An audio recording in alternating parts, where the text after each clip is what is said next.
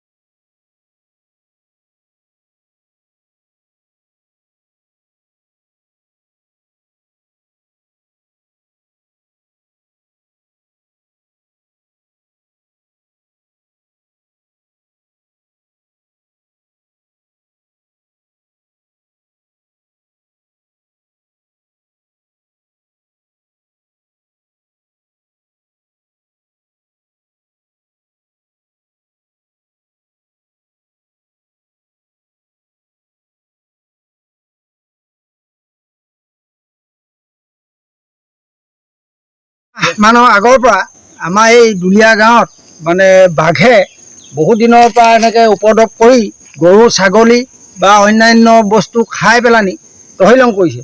গতিকে ইয়াৰ প্ৰতিকাৰ ব্যৱস্থা এটাৰ কাৰণে আমি সেই ৰাইজে দুলীয়া গাঁৱৰ ৰাইজে এটা ফৰেষ্ট ডিপাৰ্টমেণ্টক পিন যোৱাৰ কাৰণে আপোনালোকৰ এই চেনেলৰ যোগেদি আমি আহ্বান জনাইছোঁ। কালি এতিয়া মোৰ এটা বলত হালোৱা মানে ডাঙৰ গৰু, এই ডাঙৰ গৰুটো মানে এৰাল দি থওঁতে এৰালতে মানে ডিঙিত ধৰি লুটিয়াই মানে মাৰি খাই পেলালে। এই ছাগলীও খাইছে, গৰু খাইছে, গৰু পোৱালি খাইছে, আৰু বেলেগ বেলেগ মানুহৰ ঘৰৰ গঁৰালৰ পৰা ছাগলী উলিয়াই লৈ গৈছে, কুকুৰ নিছে ৰাস্তাৰ পৰা, গামৈ পোৱালি নিছে গঁৰালৰ পৰা।